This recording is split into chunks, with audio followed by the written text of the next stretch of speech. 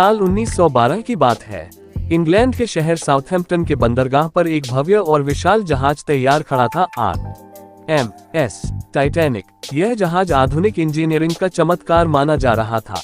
कहा जाता था कि यह कभी नहीं डूबेगा। उस समय के अखबारों ने इसे समुद्र की रानी कहा था। इसकी लंबाई लगभग 882 फीट और ऊंचाई 175 फीट थी।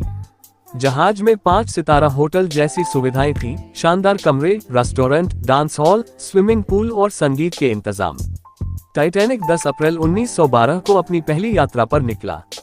इसका गंतव्य था इंग्लैंड से न्यूयॉर्क। जहाज पर करीब 2224 यात्री और कर्मचारी सवार थे। इनमें अमीर व्यापारी, नामी हस्तियां, मजदूर, प्रवासी परिवार और बच्चे भी थे जो अमेरिका में नया जीवन शुरू करने का सपना लेकर निकले थे। पहले 3 दिन सफर बड़ा सुखद रहा।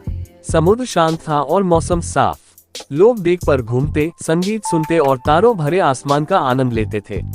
किसी को जरा भी अंदाजा नहीं था कि यह खुशी कुछ ही घंटों में डरावने सपने में बदल जाएगी।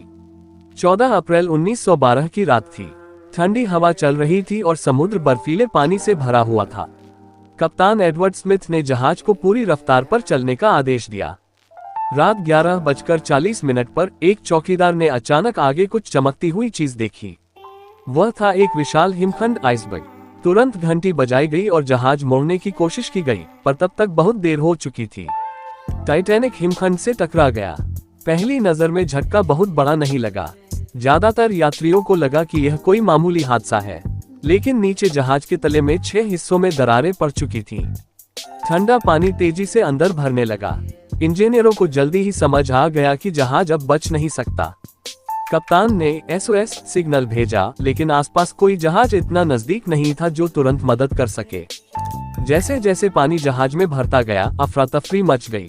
बचाव नौकाओं, लाइफ बोट्स की संख्या बहुत कम थी, केवल आधी जनसंख्या के लिए, और उनमें भी कई नौकाएं खाली छोड़ दी गईं क्योंकि लोगों को विश्वास ही नहीं था कि टाइटैनिक डूब सकता है। औरतों और बच्चों को पहले जाने दिया गया, पर हजारों लोग डेक पर फंसे रह गए। रात के लगभग 2:20 पर टाइटैनिक का पिछला हिस्सा ऊंचा उठा और फिर पूरा जहाज बर्फीले अंधेरे समुद्र में समा गया। कुछ ही मिनटों में सब शांत हो गया, केवल ठंडी लहरों की आवाज और लोगों की चीखें रह गईं। करीब 1500 से ज्यादा लोग उस रात ठंडे अटलांटिक महासागर में मौत के आगोश में समा गए। सिर्फ लगभग 700 लोग ही बच पाए, जिन्हें बाद में कारपाथिया नामक जहाज ने निकाला।